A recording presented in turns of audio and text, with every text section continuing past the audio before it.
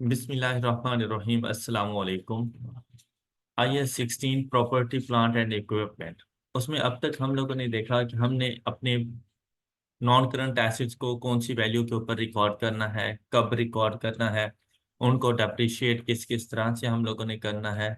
और इस तरह के सारे कॉन्सेप्ट्स रीड करने के बाद और फर्दर कॉन्सेप्ट्स पढ़ने से पहले हम ना जाएंगे कम्प्रिहेंसिव एग्जाम्पल्स पर, और साथ साथ जितने भी हम लोग कॉन्सेप्ट्स पढ़ते जाएंगे ना, उनके कुछ कम्प्रिहेंसिव एग्जाम्पल्स के क्वेश्चन सॉल्व करते रहेंगे कि हमें आइडिया हो जाए कि आई कैप ने हमसे क्वेश्चन किस तरह का पूछना है। अब ये जितने भी क्वेश्चन है ना, ये आई कैप के पास पेपर्स हैं, किसी ना किसी पेपर में जरूर किसी न किसी अटेम्प्ट में आए हैं हमारे पास। तो इसमें एग्जाम्पल नंबर 33 अगर आप लोग देखें तो ये बिल्कुल बेसिक नॉलेज है, IS-16 से रेलिवेंट। उसमें आप देखें, कहते हैं रिक्वायरमेंट सबसे पहले, pass journal entry to record disposal of the old plant and determine written down value of the fixed assets as at 31st December 2000।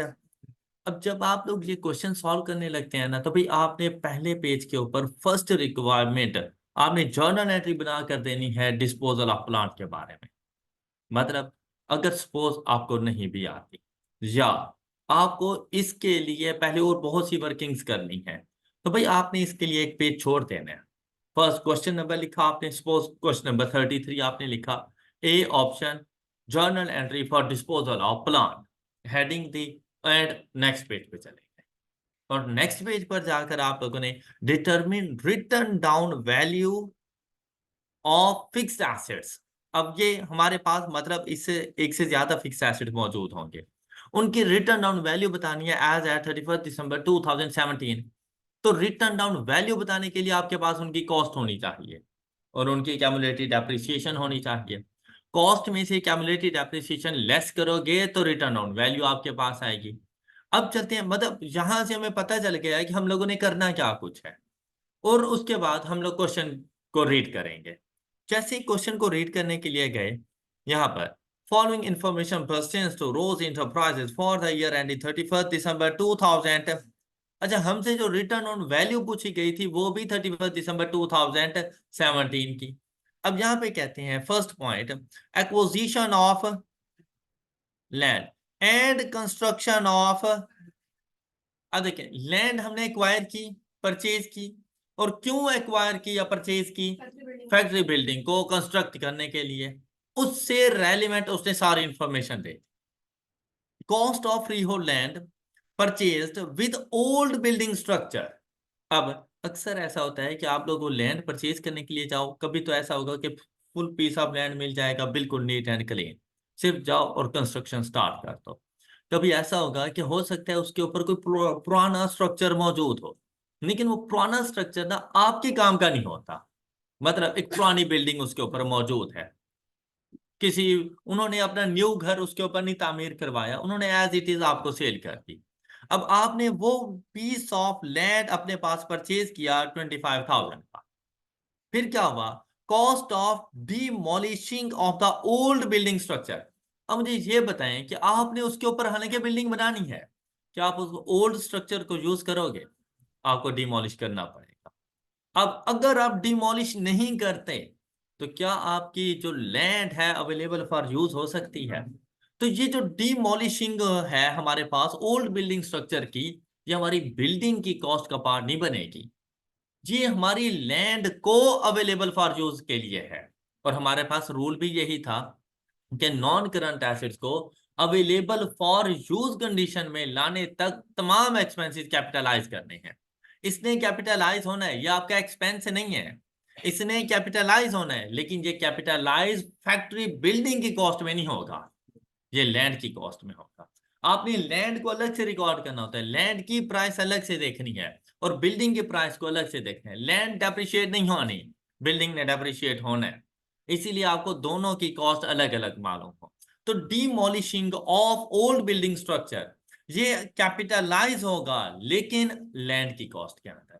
ये वो बातें हैं जैसे मैं आपको समझा रहा हूं ना, आप जब क्वेश्चन सॉल्व करने लगो तो यही बातें आपने अपने आप से बोलनी है। आप खुद के टीचर बन जाना। आप ऐसे समझना जैसे आपके सामने आप खुद बैठे हैं और आपको सब कुछ आता है, और जो आपके सामने बैठा है ना, आप उसे कुछ नहीं आता और आपने उसे समझाना है। आपको क्वेश्चन सॉल्व होता जाएगा। क्या आप अपने ही दिल में सोचते रहो मैंने इसको क्या करना है, इसकी ट्रीटमेंट क्या होनी है, ये कहाँ पे ऐड होगा, कहाँ से लेस होगा। ऑलराइट, अब यहां नेक्स्ट देखें, कहते हैं proceed from sale of scrap of old building. अब आप देखिए वो जो डिमोलिशिंग हमने की उसके ऊपर एक्सपेंस आया, तो वो जो मटेरियल वगैरह था वो हमने सेल कर दिया, तो उससे हमें कुछ ना कुछ रेवेन्यू आ गया। अब अगर डिमोलिशिंग कॉस्ट आपने लैंड की कॉस्ट का पार्ट बनाया था, तो उससे जो आपको रेवेन्यू मिल रहा है, सेल प्रोसीड्स मिल रही है, वो आपकी उस कॉस्ट में से लेस होगी। ऑल राइट, तो आप लोगों ने ये वाली अमाउंट जाकर लेस कर देनी है किस में, कॉस्ट ऑफ लैंड के अंदर। Got it. नेक्स्ट देखें, कहते हैं fee paid to ABC architects for site plan and, किस चीज का, क्या लैंड का, बिल्डिंग का। तो ये बिल्डिंग की कॉस्ट का पार्ट बनेगा कि अगर आप बिल्डिंग के लिए कोई साइट प्लान बनवाते हैं, उससे कोई ड्राइंग्स बनवाते हैं, कोई आर्किटेक्ट फी वगैरह पे करते हैं, तो ये कैपिटलाइज होगा लेकिन लैंड की कॉस्ट में नहीं जाएगा, ये बिल्डिंग की कॉस्ट का पार्ट बनेगा। तो ये आप लोगों ने लेके जाना है बिल्डिंग की कॉस्ट के अंदर। फिर आप लोगों ने एडवांस पे किया quality construction for construction of the building. अब आप लोगों ने कंस्ट्रक्शन के लिए कंस्ट्रक्शन कंपनी को हायर किया, क्यूसी, और उसको आप लोगों ने एडवांस पे कर दिया 6,000। भाई एडवांस नहीं कैपिटलाइज होना है, लेकिन बेसिकली सिर्फ एडवांस नहीं कैपिटलाइज होता, कैपिटलाइजेशन फुल अमाउंट के साथ होती है। क्या आपने टोटल उनके साथ कॉन्ट्रैक्ट कितनी अमाउंट का किया। अब उसने मुझे यहाँ पे ये नहीं बताया कि ये एडवांस 20% है, 10% है, 25% है। अगर ये बात बताते तो हमें टोटल का पता चल जाता कि 100% अमाउंट हमारी ये है, वो 100% ही बिल्डिंग की कॉस्ट का पार्ट बन सकती थी। लेकिन जब हम लोग चल रहे होते हैं ना कंस्ट्रक्शन के टाइम पर, तो कंस्ट्रक्शन में total amount at a time capitalise नहीं हो जाती, ये काम के हिसाब से चलती हैं हम लोग। जितने परसेंट काम हो जाता है उतने परसेंट ही हम लोग कैपिटलाइज करते जाते, वर्क इन प्रोसेस का पार्ट बनता जाता है। पेमेंट्स के हिसाब से हम लोग चलते रहते हैं। अगर कंस्ट्रक्शन कंप्लीट हो गई है और अभी भी पेमेंट बाकी है, तो वो पेमेंट कैपिटलाइज हो जाएगी। अगर कंस्ट्रक्शन कंप्लीट हो चुकी है, बिल्डिंग बिल्कुल रेडी है, लेकिन क्यूसी वालों को अभी मैंने 50% अमाउंट पे करनी है सपोज, तो वो 50% अमाउंट कॉस्ट ऑफ बिल्डिंग का पार्ट बनेगी, चाहे मैंने अभी तक पे नहीं की हुई। Got it. तो अभी तक ऐसी कोई इंफॉर्मेशन नहीं थी, सिर्फ एडवांस के बारे में बताया, तो इस एडवांस को कॉस्ट ऑफ बिल्डिंग का पार्ट बना देंगे। फिर हमसे ये कहता है कि हमने फर्दर पेमेंट कर दी क्यूसी को, और वो फर्दर पेमेंट कितनी है, तो ये 35,000 भी कॉस्ट ऑफ बिल्डिंग का पार्ट बन जाएगा। अब इधर कोई परसेंटेज वगैरह नहीं दी गई कि ये फुल अमाउंट पे की है, पार्ट ऑफ द अमाउंट पे किया है, तो हम अज्यूम कर रहे हैं कि भाई ये फुल अमाउंट होगी हमारे पास। ऑल राइट, क्या आपको ये फर्स्ट पॉइंट समझ आ गया अच्छे तरीके से। नेक्स्ट, अब देखिए, आपको समझाने के लिए मुझे थोड़ा सा ज्यादा टाइम लग रहा है, लेकिन जब हम लोग अकेले बैठ के खुद से सोल्यूशन प्रिपेयर कर रहे हो ना, तब इतना टाइम नहीं लगता। तब आपने सिर्फ पढ़ते जाना है और आपने जज करते जाना है कौन सी अमाउंट कहां पर जाएगी और मैंने किस तरह का। जैसे ही एंड तक पहुंचेंगे ना, तो आपके माइंड में ना सोल्यूशन का एक स्केच बन चुका होगा कि आपने इसका सोल्यूशन किस तरह से प्रिपेयर कर। अभी के लिए सिर्फ आपने एडजस्टमेंट्स को अंडरस्टैंड करना है, और आइंदा से अगर कोई भी क्वेश्चन पढ़ना हो, आपने कुछ इस अंदाज से पढ़ना है कि आपने खुद एक स्टेटमेंट पढ़ी, एक एडजस्टमेंट पढ़ी, आप खुद जरा उसके बारे में सोचें कि इसकी अकाउंटिंग ट्रीटमेंट क्या हो सकती है। अगर मैं इसको मतलब मुझसे ये कहा जाए इसकी अकाउंटिंग ट्रीटमेंट करनी है, तो मुझे ये कहाँ लेके जाना होगा। आप इस तरह से मतलब 50% से ज्यादा आपका जो क्वेश्चन है वो उसी टाइम सॉल्व हो जाता है जब आप लोग पढ़ रहे होते हो उसको। उसके बाद तो सिर्फ उसकी ड्राफ्टिंग है। और अगर आप इस मेथड से चलोगे ना, तो आप लोग जो इस क्वेश्चन का रिक्वायर्ड टाइम होगा उस टाइम में आपने इस क्वेश्चन को कंप्लीट कर लेना है। अदरवाइज आपका टाइम बहुत ज्यादा लग जाएगा एक ही क्वेश्चन के ऊपर, एंड में आपका पेपर रह जाता है, 2-3 क्वेश्चन आपके रह जाते हैं, फिर पास करना मुश्किल हो जाता है। आपने हर क्वेश्चन को जो उसका रिक्वायर्ड टाइम हो उसी में कंप्लीट करना है, और फर्स्ट डे से ही ये प्रैक्टिस अपनानी है। क्या अगर आप देखें ना कि एक क्वेश्चन को सॉल्व करने के लिए आपके पास 10 मार्क्स हैं एक क्वेश्चन के, तो भाई उसको सॉल्व करने के लिए आपके पास 18 मिनट्स हैं। जितने भी मार्क्स हों उसको मल्टीप्लाइड बाय 1.8, और ये इसके लिए मैक्सिमम टाइम है। 18 मिनट से 19 मिनट ना हो वो फिर दूसरे क्वेश्चन का हक है। तो आप लोगों ने उसको मल्टीप्लाइड 1.8 नहीं करना, 1.5 करना है, तो वो 15 मिनट्स बनती हैं। तो मतलब कि 15 में कंप्लीट करो। इन केस अगर नहीं भी हो रहा तो 16-17 मिनट्स का मार्जिन मौजूद हो, एक्स्ट्रा 1-2 मिनट्स का मार्जिन मौजूद हो उसको क्लोजिंग देने के लिए। अदरवाइज आपका टारगेट 15 मिनट्स तक। Got it. अब नेक्स्ट देखें, कहते हैं एक्विजिशन एंड इंस्टॉलेशन ऑफ। अच्छा, मुझे पता चल गया कि मेरे पास एक तो लैंड आ गई फिक्स एसेट्स में, दूसरा मेरे पास बिल्डिंग आ गई फिक्स एसेट में, तीसरा मेरे पास प्लांट आ गया। और उसने न्यू प्लांट, मतलब शायद पहले से कोई प्लांट मौजूद हो हमारे पास। अब यहां पर देखें क्या क्या इंफॉर्मेशन गिवन है। 25% cost of plant paid in advance. अब देखिए हम लोगों ने एक्वायर कर लिया, लेकिन ये जो 4,000 है ना, इसने कैपिटलाइज होना है। लेकिन बेसिकली ये टोटल अमाउंट का जस्ट 25% है जो कि हमने प्लांट के लिए पे किया है। तो प्लांट होगा कितने का? तो हम लोगों ने क्या करना है इसके लिए कि 4,000, अब यहां पर देखें ये 4,000 हमारे पास बन रहा है 25%, तो डिवाइडेड बाय, और हमने 100% अमाउंट फाइंड करनी है तो multiplied by is equal to, basically plant की जो प्राइस है ना वो 16,000, जिसका 25% 4,000 हमने पे कर दिया, तो 12,000 रुपीज पेएबल है। ऑलराइट, लेकिन हम लोगों ने प्लांट की कॉस्ट को जो चार्ज करना है ना वो 16,000 करना है। यही बात थोड़ी देर पहले मैं आपको बता रहा था कि जो पेएबल है वो मेरी लायबिलिटी चला जाएगा। तो आप लोगों ने कैपिटलाइज 4,000 एडवांस को नहीं करना, टोटल अमाउंट को करना है। Got it. नेक्स्ट देखें, ट्रांसपोर्टेशन एंड इंपोर्ट चार्जेस। इसमें तो कोई डाउट ही नहीं है, हमने पढ़ा था कि ये हमारे पास डायरेक्टली एट्रीब्यूटेबल एक्सपेंसेस हैं, कॉस्ट ऑफ एसिड का पार्ट बन जाएंगे। कॉस्ट ऑफ इंस्टॉलेशन, ये भी कॉस्ट ऑफ एसिड का पार्ट बन जाएंगे। यहां तक की बातें क्लियर? कोई मुश्किल है? अब जहां तक अगर आप देखें ना तो आधा क्वेश्चन तो सॉल्व कर चुके हैं आप लोग। अब रहता है ये हाफ क्वेश्चन। अब इसमें क्या करना है, कहते हैं cost of free hold land. अब यहां पर देखिए इसकी बात करना है। फर्स्ट पॉइंट, ये जो 25,000 है इसमें हमें बताता है, कहते हैं इसमें शामिल है, इंक्लूड क्या, फॉर द ईयर 2017 एंड 18। बेटा ये कहलाता है पीरियोडिक कॉस्ट। मींस दैट ऐसी कॉस्ट जो किसी स्पेसिफिक टाइम पीरियड से रिलेट करती हो, जैसा कि प्रॉपर्टी टैक्स, जैसा कि इंश्योरेंस, ये हमारे पास पीरियोडिक कॉस्ट होती है। रेंट पीरियोडिक कॉस्ट होती है कि किसी एक स्पेसिफिक टाइम पीरियड के लिए रेंट पे कर रहे हैं फॉर द मंथ, ये पीरियोडिक कॉस्ट है। वारंटी, वारंटी अगर आप देती हैं 1 साल की, 2 साल की, कोई मेंटेनेंस कॉस्ट है for first year, second year, third year, इस किस्म की कॉस्ट कभी भी कॉस्ट ऑफ एसिड का पार्ट नहीं बनती। हाँ, अगर इंश्योरेंस है आपके पास वन टाइम इन ट्रांजिट, वो कॉस्ट ऑफ एसिड का पार्ट बनती है। लेकिन अगर साइलेंट है कि insurance for the year, cost of asset का पार्ट नहीं बनेगी। इसी तरह प्रॉपर्टी टैक्स हमें हर साल पे करना पड़ता है, ये रेवेन्यू नेचर है, ये हमारा एक्सपेंस है, ये कॉस्ट ऑफ एसिड का पार्ट, जबकि उसने कहा है कि शामिल है ऑलरेडी। तो हम क्या करेंगे, अच्छा एक तो प्रॉपर्टी टैक्स, दूसरा ट्रांसफर फी।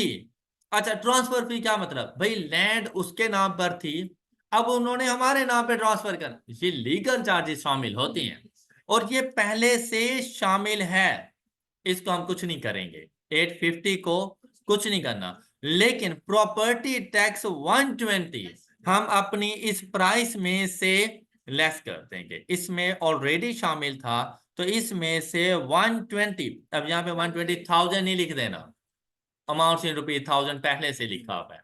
तो मैंने ये बात आपको पहले बताई थी कि इन टेबल्स में, कॉलम्स में अमाउंट्स राउंडिंग ऑफ के साथ, लेकिन एडिशनल इंफॉर्मेशन में फुल अमाउंट्स होती हैं। तो आप लोगों ने इस बात का ख्याल रखना है कि ये 120,000 नहीं, तो आपने 120 लिखना है।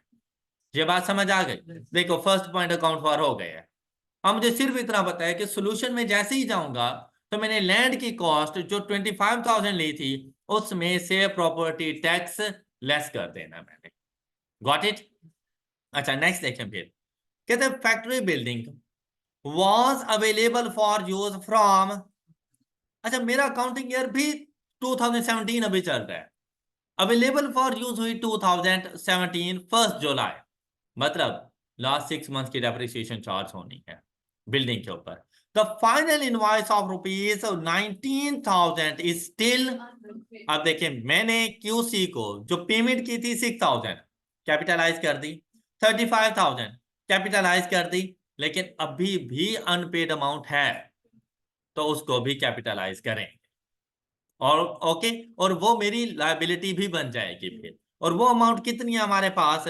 19,000 जाकर कॉस्ट ऑफ बिल्डिंग में ऐड हो जाएगा, unpaid amount. Got it? Next, transportation and import charges of plant include annual fire insurance. देखें, एनुअल तो पीरियोडिक कॉस्ट आ गई, नहीं बनेगी कॉस्ट ऑफ एसिड का पार्ट, इसलिए लेस कर देंगे। क्यों? क्योंकि उसने कहा इसमें इंक्लूड है। फिर एंड इंश्योरेंस इन ट्रांजिट, ये पार्ट बनना चाहिए और शामिल है, कुछ नहीं करेंगे, डू नथिंग। लेकिन 350 को जाकर आप लोगों ने इसमें से लेस कर देना है, 1250 में से लेस हो जाएगा 350। क्लियर? क्वेश्चन FR1 के आपको 1 पेज प्लस पे मिलेंगे, 1.5 पेज का भी एक क्वेश्चन हो जाएगा। तो इसका ये हरगिज मतलब नहीं होता कि वो क्वेश्चन मुश्किल है। अगर आप लोग देखें सेक्शन 2 के क्वेश्चन, सेक्शन 1 का जो क्वेश्चन है ना, ये 75% ऑफ द पेज तक जा सकता है, लेकिन जो सेक्शन 2 के क्वेश्चन है ना, ये 1 पेज को क्रॉस कर जाते हैं, ये 1.5 पेज तक भी चले जाते हैं। तो कभी ये अपने माइंड में ना रखना कि अगर क्वेश्चन की लेंथ तो ज्यादा है तो वो मुश्किल क्वेश्चन है, ऐसा बिल्कुल भी नहीं है। उस क्वेश्चन से मार्क्स लेना सबसे ज्यादा इजी होता है, कि जितनी ज्यादा एडजस्टमेंट उतने ही ज्यादा नंबर है आप लोगों के लिए। तो आपने सिर्फ एक सिस्टम के मुताबिक चलते जाना है, पर आप लोगों ने जंप नहीं लेने हैं कि कभी आप ये बात सोच रहे हैं, कभी वो बात सोच रहे हैं, कभी वहां पे सोच रहे हैं, लिख यहाँ पे रहे हैं, सोच उधर रहे हैं, क्वेश्चन खराब हो जाएगा। तो आप लोगों ने क्वेश्चन के सिस्टम और उसके सीक्वेंस के मुताबिक चलते रहना है और अपने अपने मार्क्स गेन करते रहना है। अब आप लोग खुद देखें, मैंने ये 3rd पॉइंट तक डिस्कस कर लिया, लेकिन बताएं 3rd पॉइंट तक कोई ऐसी मुश्किल चीज थी? अगर सपोज मैं आपको ना बताता, आज मैं आपको ये चीजें ना समझाता, क्या आपको पता नहीं था कि ये चीज मैंने लेस करनी है, क्या ऐड करना है? अगर सपोज मैं आपसे ये कह देता कि मुझे कॉस्ट ऑफ प्लांट बता दो, कॉस्ट ऑफ लैंड या बिल्डिंग बता दो, तो मेरा नहीं ख्याल कि आप लोग मुझे नहीं बता सकते थे। लेकिन यहाँ पे डिस्कशन का मकसद ये है कि आपने सोल्यूशन को रीड्राफ्ट कैसे करके देना है। देखिए, अगर मैं आपसे कहूँ ना कि प्लांट की कॉस्ट बता दो, ये आपके लिए बहुत इजी था सर, ये ऐड कर दो, ये माइनस कर दो, ये प्लस कर दो, ये लो सर आंसर आ गया। अब क्वेश्चन भी ठीक था, लेकिन जहां पर हमने ये देखना है कि भाई मैंने एग्जामिनर को कैसे बताना है कि ये कॉस्ट अगर इतनी बनी तो वो कॉस्ट कैसे बनी है। तो हम लोगों ने इस चीज के ऊपर ज्यादा फोकस करना है। तो आपकी ये जो प्रेजेंटेशन है ये उतना ही मैटर करती है जितने आपके कॉन्सेप्ट्स। Got it? क्या आपने एक चीज बता दी कि भाई मेरे पास प्लांट है सपोज 100%, ₹100 का, साथ में ये बताओ कि 100 कैसे आया। अब हमें क्या पता आपने 80+20 किया या 120 - 20 किया है ना? ऐसा 100 तो हर कोई शायद बता दे, लेकिन उसका रूट क्या था, हमें वो रूट बताना होगा कि हम इस वैल्यू तक कैसे पहुंचे हैं। Got it? अच्छा, हर कॉन्सेप्ट, हर पॉइंट अगर वो अलग अलग बता रहे हैं ना, हम अलग अलग डिस्कस करेंगे, हम भी उसे अलग अलग बताएंगे कि भाई इसको प्लस करो, इसको माइनस करो, इसको इस तरह से लेके चलो। अब अगला पॉइंट अगर आप देखें, ये 350 हम लोगों ने माइनस कर दिया, क्यों? पीरियोडिक कॉस्ट थी, ये एनुअल इंश्योरेंस थी हमारे पास, फिर चाहे वो फायर इंश्योरेंस हो या कुछ भी हो, जब पीरियोडिक आ गई हम कॉस्ट ऑफ एसिड का पार्ट नहीं बनेगी, ये रेवेन्यू नेचर में चली जाएगी। फिर देखिए, कहते हैं प्लांट स्टार्टेड ऑपरेशंस ऑन। अब देखिए, बिल्डिंग 1 जुलाई को अवेलेबल फॉर यूज थी, बिल्डिंग ने डेप्रिशिएट होना है लास्ट 6 मंथ्स के लिए, लेकिन प्लांट जो अपने ऑपरेशंस को उसने स्टार्ट किया वो 1 अगस्त। Remaining amount was paid on, कौन सी रिमेनिंग अमाउंट? 75%, रिमेनिंग 12,000, क्योंकि हम लोगों ने तो 4,000 25% अमाउंट पे की हुई थी, अभी 75% अमाउंट पे करना बाकी है, 12,000 पे। वो कहता है वो मैंने 31 अगस्त को पे कर देने। बात क्लियर? नेक्स्ट देखें, अगस्त, सितंबर, अक्टूबर, नवंबर, दिसंबर, 5 मंथ्स के लिए इसने डेप्रिशिएट हो जाना है। Old plant was sold on 1 सितंबर 2000। भाई इससे पहले हमारे पास प्लांट मौजूद था। अब उसके बारे में कह रहे हैं कि भाई वो हमने सेल कर दिया। कहते हैं उसकी जो return down value and sold at. अब क्वेश्चन बताने का उसका अंदाज देखें कि मैंने कितने में सेल किया। कहते हैं जो उसकी रिटर्न डाउन वैल्यू है ना at the time of disposal, उससे 20% ज्यादा है। मतलब अगर उसकी रिटर्न ऑन वैल्यू है ना 100 रुपए, मैंने 120 रुपए में उसको सेल किया। Got it. तो हम पहले पे रिटर्न ऑन वैल्यू उसकी फाइंड करेंगे कि उसकी रिटर्न ऑन वैल्यू है क्या at the date of disposal. मतलब 1 सितंबर 2017 को उसकी रिटर्न ऑन वैल्यू क्या है। फिर देखें the plant was purchase on 2000 at a cost of rupees. अब कॉस्ट बता दी, डेट ऑफ परचेज बता दी, डेट ऑफ डिस्पोजल बता दी। तो from the date of purchase to the date of disposal मैं क्यूमुलेटिव डेप्रिसिएशन फाइंड करूंगा। अभी तक मुझे यही नहीं पता कि डेप्रिसिएशन मेथड कौन सा है, तो अभी बता देगा कि कौन सा मेथड है, रिड्यूसिंग बैलेंस मेथड है या स्ट्रेट लाइन मेथड है। तो कॉस्ट में से क्यूमुलेटिव डेप्रिसिएशन लेस करूंगा तो मेरे पास डब्ल्यूडीवी आएगी। फिर सेल प्रोसीड्स के लिए उस डब्ल्यूडीवी को 120% से मल्टीप्लाई कर, 120% से मल्टीप्लाई तो सेल प्रोसीड्स की वैल्यू आ जाएगी। नेक्स्ट देखें, कहते हैं building and plant are depreciated at the rate of and respectively on. अच्छा बिल्डिंग छोड़े, प्लांट कौन सी वैल्यू पर है? 10%, रिड्यूसिंग बैलेंस मेथड। पहली रिक्वायरमेंट क्या थी? तो आप बताएं क्या ऊपर वाले किसी भी पॉइंट का ऑप्शन ए से कोई ताल्लुक है? क्या मैं इसको अलग से अकाउंट फॉर कर सकता हूं? तो हम लोग क्यों ना इसकी वर्किंग के ऊपर पहले चले जाएं। और ये डिस्पोजल की एंट्री 3 मार्क्स तक आपके पास हो सकती है। अब इसको अकाउंट फॉर करना हमारे लिए ज्यादा इजी था। तो जैसे ही आप अपनी इस शीट के ऊपर आएंगे, इस शीट पे आने का मकसद ये होता है मेरा कि भाई आपको पता चले कि हम लोगों ने सोल्यूशन को प्रिपेयर कैसे करना। आप भाई सबसे पहले एक कॉर्नर में अपने पास क्वेश्चन नंबर लिखा करें। जैसे मैं यहाँ पे लिखने लगा हूं कॉम्प्रिहेंसिव एग्जाम्पल 33। आपके पेपर में जो भी क्वेश्चन नंबर हो आपने सेम वैसा क्वेश्चन नंबर यहाँ पे लिख दिया। उसके बाद आपने यहाँ पे लिखना है पॉइंट ए। और पॉइंट ए में हम लोग क्या बताने जा रहे हैं? Journal entry of disposal.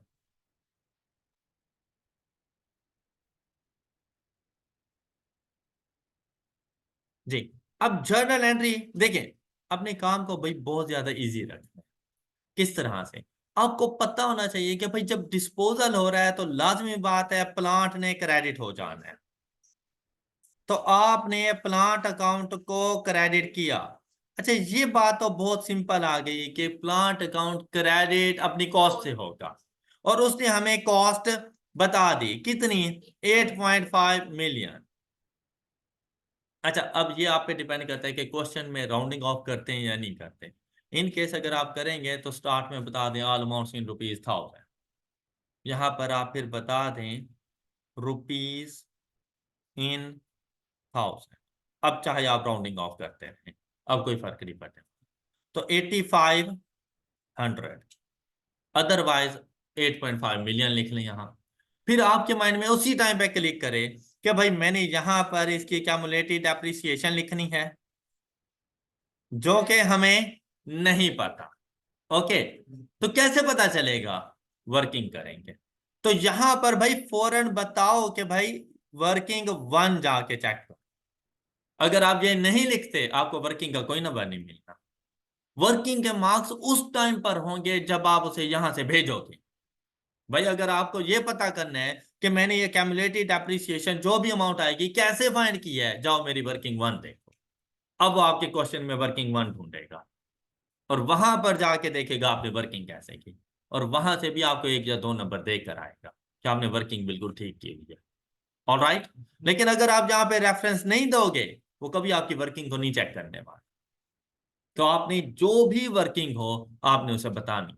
कि भाई ये अमाउंट के लिए कभी होता है कि सिर्फ प्लस माइनस करना होता है, वो हम इसी के साथ ब्रैकेट्स में कर देते हैं। कभी ऐसी होती है जरा हैवी वर्किंग होती है तो वर्किंग नोट्स में जाना पड़ता है, तो यहां से आप लोग रेफर किया करो कि भाई वर्किंग नोट्स में जाओ। दूसरा, हमने अमाउंट रिसीव की तो पता है कि बैंक डेबिट हो जाएगा, कितनी अमाउंट से होगा वो हमें चेक करना है अभी, क्योंकि मुझे डब्ल्यूडीबी का पता होना चाहिए उसके लिए। अब हम क्या करेंगे इस सिचुएशन में? अच्छा, अब इधर ना दो सिचुएशन है कि वर्किंग कहाँ पे लिखें। एक तो ये है कि आप सारे ऑप्शंस के बिल्कुल एंड पे जाके वर्किंग नोट बना, ए बी सी जो भी हो सबके सॉल्यूशंस दो और सबसे एंड पे जाके उनके वर्किंग नोट्स बना दो। दूसरा ये है कि हर रिक्वायरमेंट का वर्किंग नोट उसके नीचे बना दे, हर रिक्वायरमेंट से रेलिवेंट उसका वर्किंग नोट उसके नीचे बना दे। तो हम लोग ऐसे ही करेंगे, हम यहां पर आएंगे और आप लोगों ने यहां पर अलग से उसे मेंशन करके बताना है कि भाई ये मेरे क्वेश्चन का पार्ट नहीं है, ये मेरे पास मेरे वर्किंग नोट्स हैं, वर्किंग नोट्स। और फिर इन वर्किंग नोट्स का आपने रेफरेंस देना है। W1 stand for working one, वो 2 3 4 भी हो सकते हैं। अब वर्किंग वन हमारे पास क्या आएगी? Accumulated depreciation. अब एक्यूमुलेटेड डेप्रिसिएशन के लिए आपने देखिए रिड्यूसिंग बैलेंस मेथड है, और अगर आप लोग गौर करें तो भाई आपका जो डेट ऑफ परचेज है ड्यूरिंग द ईयर है, date of disposal during the year है, तो किसी किस्म का कोई फार्मूला नहीं अप्लाई होगा। आपने क्या करना होगा, यहां पर आप लिखेंगे कॉस्ट 8500 और यहां पर डेट। अब यहां पर भाई हर एक चीज आपने लिखनी है, यहां पर कोई शॉर्टकट्स नहीं अप्लाई करने, आपको मार्क्स नहीं मिलने पे। अब आप ये देखें, ये एसिड आपने परचेज कब किया? 1 अप्रैल 2000, तो 1 अप्रैल 2000 कॉस्ट ऑफ एसिड इज 8500, और अकाउंटिंग ईयर एंड हुआ किस दिन? 2015। According two years, one by one. Reducing balance method में आप जंप नहीं ले सकते, आप डायरेक्ट डेट ऑफ परचेज से डेट ऑफ डिस्पोजल पे नहीं जा सकते। अगर स्ट्रेट लाइन मेथड हो तो आप ऐसा कर सकते हैं, आप जंप ले सकते हैं। रिड्यूसिंग बैलेंस मेथड में जंप नहीं ले सकते, तो हर साल के लिए अलग अलग कैलकुलेशंस करनी है। तो यहां पर आप लिखेंगे depreciation expense for the year 2015।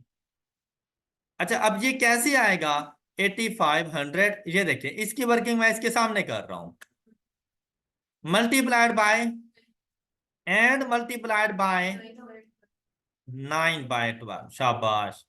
And the value is 637.5। चले अभी बस बात समझने के लिए 638 कर देते हैं हम लोग, तो हमारे पास इसकी WDV क्या आ जाएगी? ये देखें, ये बिल्कुल ऐसे लिखा करें, तो ये वैल्यू आपके पास कितनी आ गई? 62। अच्छा, फिर पूरा एक साल 31 दिसंबर 2016, और यहां पर फिर डेप्रिसिएशन एक्सपेंस, और ये डेप्रिसिएशन एक्सपेंस है 10%। तो ये देखिए आप यहां पे लिख लें 7862 मल्टीप्लाइड बाय 10%। देखिए बेटा, जब आप लोग आदत बना लेंगे ना कि मैंने हर एक चीज ये साथ साथ लिखनी है, तो ये आपकी टाइम मैनेजमेंट का पार्ट बन जाएगा। ओके, अगर आप अभी से अपनी प्रैक्टिस में भी इन चीजों को इग्नोर करेंगे ना, आप कभी भी आए कि आपके पेपर में नहीं लिखने वाले। वहां पर देखें, आधा आधा नंबर लेना बहुत मुश्किल है, लेकिन 2 2 3 3 नंबर गंवा देना बहुत इजी काम है। तो आपने फर्स्ट डे से ही ऐसी प्रैक्टिस करनी है कि हर वो चीज जो डायरेक्ट क्वेश्चन में नहीं गिवन, मैंने उसकी वर्किंग शो करनी है कि ये चीज मेरे पास इस तरह से आई। अब जैसी आपने ये WDV लिखी, देखें क्या वैल्यू आ गई आपके पास, ये 776। अब 2017 एसिड डिस्पोज हो गया, किस दिन? 1 सितंबर। 1 September 2017 डेप्रिसिएशन एक्सपेंस जी 70।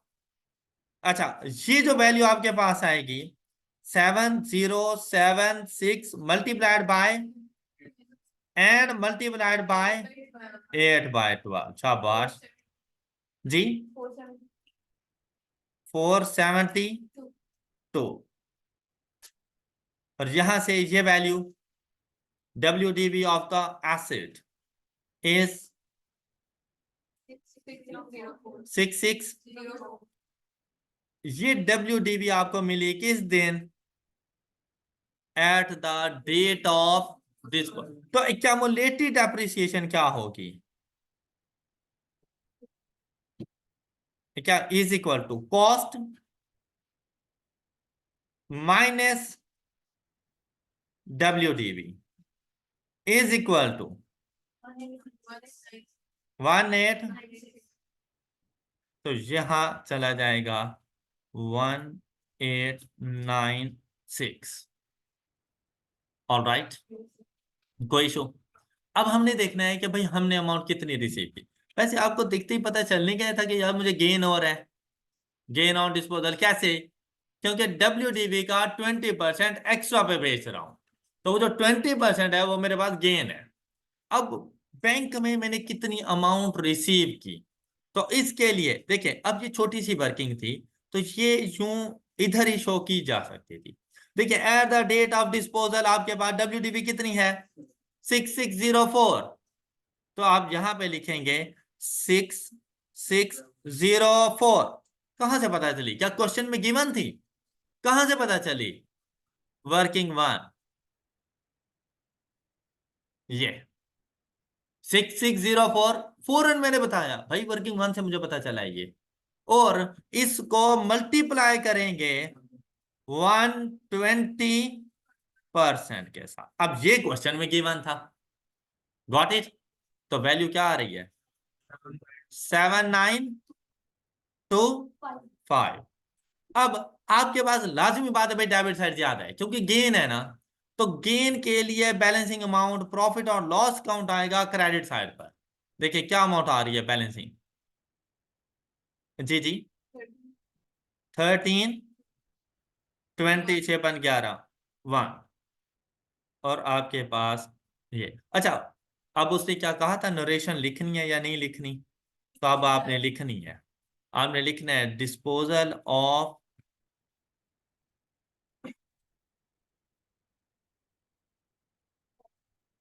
साइलेंट होगा तो लिखेंगे, FR1 में मैंडेटरी है, हर जर्नल एंट्री के बाद लिखो क्या। नहीं लिखनी होगी तो आपको बताएगा। तो डिस्पोजल ऑफ ओल्ड प्लांट। अब जाकर आपने इसको अंडरलाइन कर दिया। अच्छा, अब आप लोग खुद बताएं कि अगर आपकी प्रेजेंटेशन इस तरह से हो, क्या कहीं पे आधा नंबर भी डिडक्ट होगा आपका? बस आपने इसी जंग में रहना है कि कोई उसे मौका ही ना दो कि आपके कहीं से आधा नंबर भी वो डिडक्ट करे। तो आपकी प्रेजेंटेशन बेटा मैटर करती है। देखो भाई, आप अपने हैंड राइटिंग को इस हिसाब से स्पीड से रखो कि आपको पता हो कि हमने अपना पेपर कंप्लीट करना है। और हैंड राइटिंग भी ऐसी कि मैं सब कुछ लिखूं और वो रीडेबल कंडीशन में भी हो। Got it? अच्छा, अब जब आप लोग नेक्स्ट पेज पर जाएंगे, ऑप्शन बी, और ऑप्शन बी में हमने क्या बताना था? Return down value of fixed assets.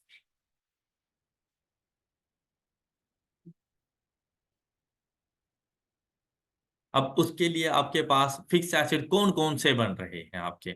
आपके पास है लैंड, बिल्डिंग एंड प्लांट। तो सबसे पहले आपके पास इसकी कॉस्ट होनी चाहिए। तो आपको डायरेक्ट कॉस्ट तो पता ही नहीं गई, तो आपको कॉस्ट डिटरमिन करनी पड़ेगी। कैसे डिटरमिन करनी पड़ेगी? आप वन बाय वन उसे यहां पर बताएंगे। तो अगर हम लोग लैंड की सबसे पहले बात करें, तो लैंड में हमारे पास आ रहा है cost of free hold land. तो आपने यहां पर लिखना है purchase with old building structure. जो आपको समझाने के लिए आपने ये टोटल नहीं लिखना, आपने सिर्फ लिखना है cost of free hold land. Cost of free hold land. और ये अमाउंट कितनी है?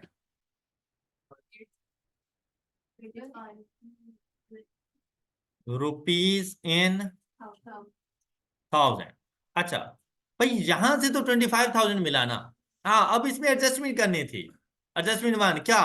प्रॉपर्टी टैक्स कितना? 120 लेस प्रॉपर्टी टैक्स।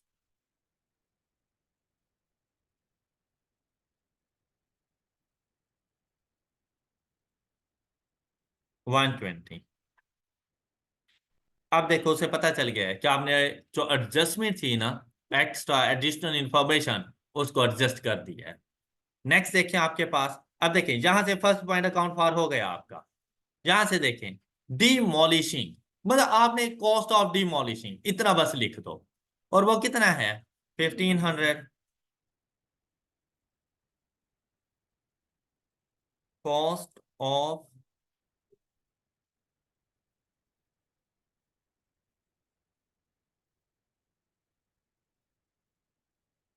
और कॉस्ट ऑफ डिमोलिशिंग, आप डिमोलिशन इज 1500। 1500। तो लाजमी बात है, ओल्ड बिल्डिंग स्ट्रक्चर कोई डिमोलिश किया है। अपना टाइम भी सेव करना है और इंफॉर्मेशन भी सारी देनी है। ओके जी। नेक्स्ट देखें, proceeds from sale of scrap.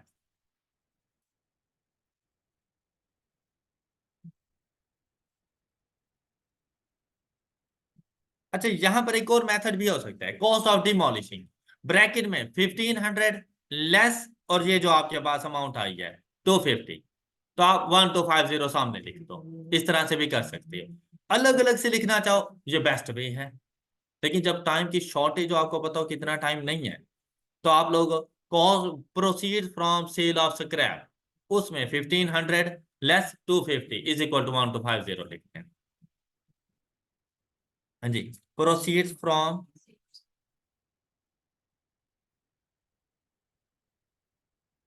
Cell of scrap, 1 2, नहीं 250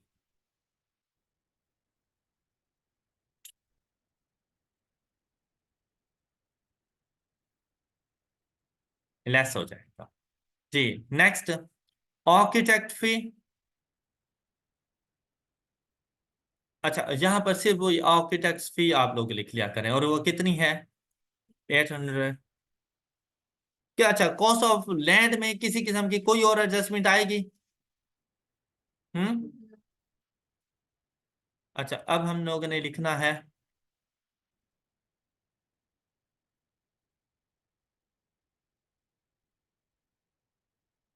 आर्किटेक्ट फी, लेकिन कहाँ?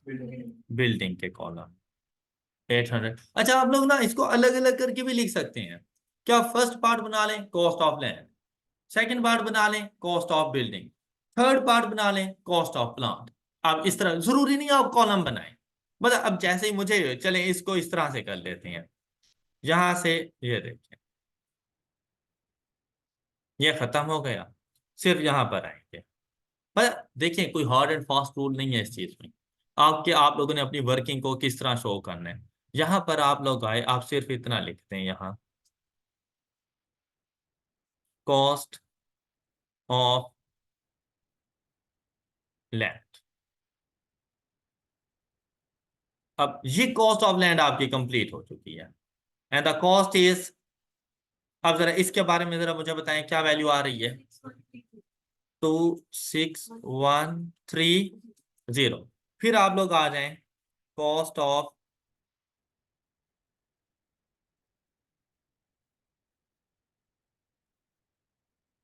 बल्कि ये वाला मेथड आपके लिए ज्यादा सूटेबल रहेगा। कॉस्ट ऑफ बिल्डिंग, और कॉस्ट ऑफ बिल्डिंग आपके पास आ जाएगी। क्या क्या चीजें इसमें शामिल हैं? सबसे पहले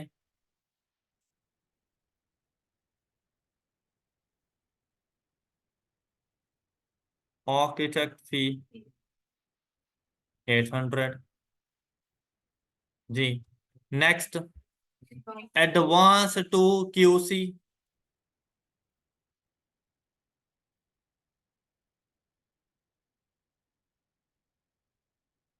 6000। जी। Further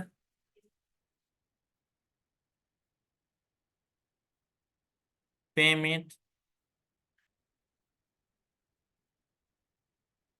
to QC and amount is 35,000। अच्छा, अब बिल्डिंग से रेलिवेंट उसने कोई एडिशनल इंफॉर्मेशन आपको दी हो तो फैक्ट्री बिल्डिंग ये अवेलेबल फॉर यूज हुई। फाइनल इनवॉइस, हाँ जी, 19,000। फाइनल पेमेंट पेएबल, अभी तक पे नहीं की ना हम लोगों ने, तो इसीलिए हमने लिख दिया final payment payable, the amount is 19,000।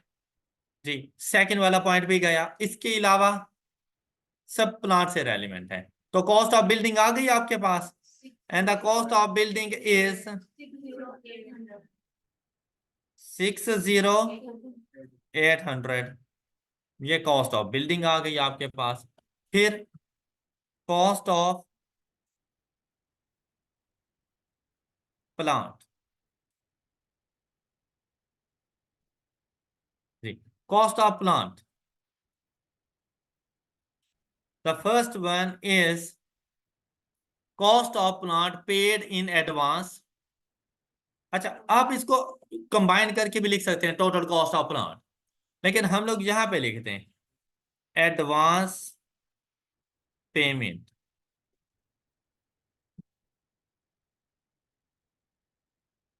25,000।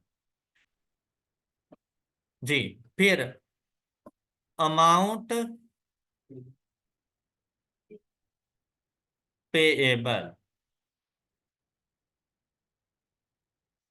कितनी? 75। कैसे आई? अब देखिए, 4,000 तो उसने बता दिया था, तो उसका रेफरेंस देने की जरूरत नहीं थी। कैसे आई? 4,000 डिवाइडेड बाय, मल्टीप्लाइड बाय 75। 100 तो टोटल फाइंड करने के लिए था ना, अब है सिर्फ पेएबल फाइंड करना, तो पेएबल 75% है, तो multiplied by 75, the amount is, ये वैल्यू आ गई। जी। नेक्स्ट देखिए आपके पास transportation and import charges. Transportation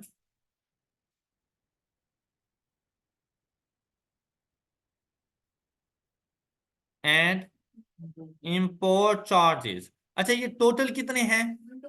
1 to 5, लेकिन इसमें एक एडजस्टमेंट आ रही थी, एनुअल फायर इंश्योरेंस हमारे पास आ रही थी, ऐसी था ना। अच्छा, अब ये थे हमारे पास 1,250 annual fire insurance,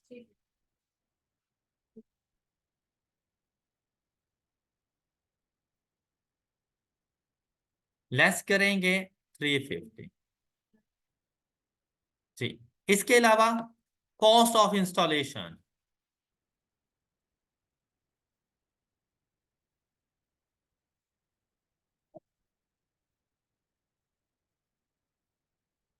cost of installation is 400। अच्छा, इसके अलावा क्या कोई और चीज शामिल है इसमें? नहीं। तो कॉस्ट कितनी बनेगी? Cost of plant is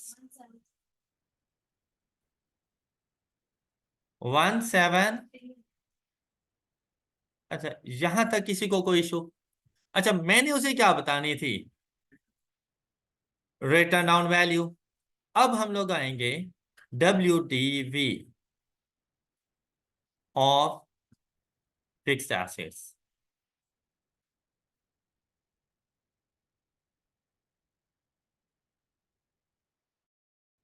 land building plan. अच्छा, आपने ये भाई कंप्लीट लिखना है, इतना ज्यादा भी हमें फॉलो नहीं करना। जहां पर फॉलो करना होता है वहां पे करते नहीं है, जहां नहीं करना होता सर आपने भी तो ऐसे ही लिखा था। ओके। अच्छा, अब यहां से हम लोग लेंगे इनके कॉस्ट।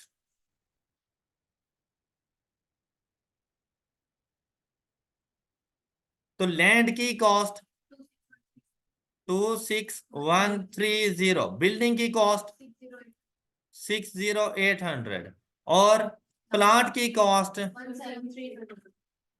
साथ में आ जाएगा डेप्रिसिएशन। अब ये फर्स्ट ईयर ही है, तो ये क्यूमुलेटिव डेप्रिसिएशन उसके डेप्रिसिएशन एक्सपेंस के इक्वल होगी। Got it? तो चाहे क्यूमुलेटिव डेप्रिसिएशन लिखो या डेप्रिसिएशन, अभी के लिए एक ही बात है। लैंड डेप्रिशिएट नहीं हो रही, तो इसकी WDV कॉस्ट के इक्वल है 26130। अब ये सॉल्व हो गया जी। बिल्डिंग के लिए उसने कहा था डेप्रिसिएशन चार्ज करनी है 5%। भाई फर्स्ट ईयर है तो चाहे वो रिड्यूसिंग बैलेंस मेथड है या स्ट्रेट लाइन मेथड, कोई फर्क नहीं पड़ता। ओके, तो कॉस्ट ही उसकी WDV बन जाती है। 5% लेंगे, लेकिन 60800 मल्टीप्लाइड बाय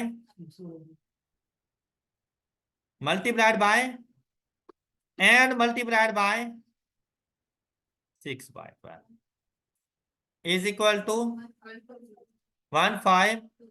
ये देखो, ये बात इधर जरा सुनिएगा। अब सपोज अगर आप वर्किंग का रेफरेंस नहीं देते, तो भाई आपने इधर स्टार बनाना है और यही स्टार इधर आ जाएगा। Got it? कोई मतलब एक्स्ट्रा वर्किंग, क्योंकि बहुत ज्यादा वर्किंग नहीं थी, एक छोटी सी लाइन ही बतानी थी ना कि यार ये मैंने कैलकुलेट कैसे किया। तो यहां से स्टार बना के नीचे स्टार का रेफरेंस। क्लियर? अब यहां पर आपका ये क्वेश्चन बिल्कुल ठीक हो गया। 599280।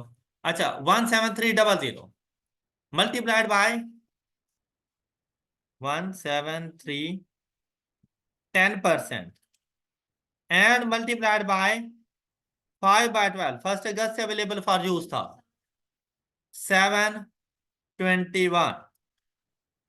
ओके, यहां पे 721 लिखेंगे, राउंड ऑफ कर लिया इसको, यहां पे डबल स्टार करते हैं और यहां पर भी डबल स्टार। आप चाहें तो वर्किंग 1 वर्किंग 2 भी कर सकते हैं। भाई इधर जहां पे मैंने स्टार लिखा, आप यहाँ पे वर्किंग 1 और दूसरी साइड पे वर्किंग 2 लिख दें, तो यहाँ पर भी वर्किंग 1 वर्किंग 2 आ जाएगी। तो आपकी WDV क्या आ रही है? 16579। और ये आपको मिल गया इसका सोल्यूशन, ये देखें, ये आपके सोल्यूशन के साथ मैच कर गया। 1321 प्रॉफिट और लॉस अकाउंट। ये आपके पास क्यूमुलेटिव डेप्रिसिएशन की उसने वर्किंग बता दी थी। फिर आपके पास यहाँ पर ये उसने कॉलम की फॉर्म में आंसर बनाया हुआ है। लेकिन आप ये देखें क्या एंड आंसर मैच कर गए? हमारा क्वेश्चन बिल्कुल ठीक हो गया। अच्छा, अब आप लोगों की बेटा जो होम असाइनमेंट्स है ना, कॉम्प्रिहेंसिव एग्जाम्पल नंबर 34 हम लोग कर चुके हैं एक्सचेंज ऑफ एसेट्स के अंदर। 34 कर चुके हैं हम लोग। तो आप लोगों ने एग्जाम्पल नंबर 36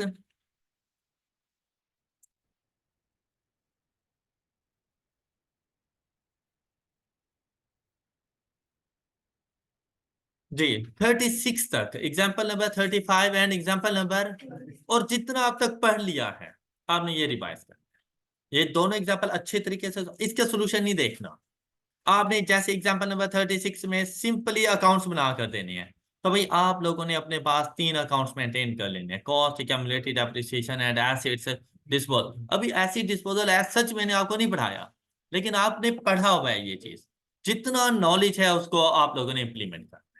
ओके, मैक्सिमम कोशिश करो कि इस क्वेश्चन को सॉल्व कर सको। इसी तरह से जो आपके पास एग्जाम्पल नंबर 35 है, उसमें आपने जर्नल एंट्रीज बना के देनी है, prepare accounting entry to record about transaction. तो ये जरा सोच समझ के आपने अकाउंटिंग एंट्रीज को रिकॉर्ड करना है। ओके, तो मैं फिर से कह रहा हूँ, आपने ऐसे प्रिपेयर होना है जैसे आपके पास आई कैब में ये पेपर में ये 2 क्वेश्चन मौजूद हैं और आपने सॉल्व करना है। एक्स्ट्रा से बिल्कुल न्यू पेज उठा लेना और उसके ऊपर इन दोनों क्वेश्चन का सॉल्यूशन प्रिपेयर करना। बाद में जाके इसको आप लोगों ने चेक करना है। That's all for today. अपना ख्याल रखिए। अल्लाह हाफ़िज़।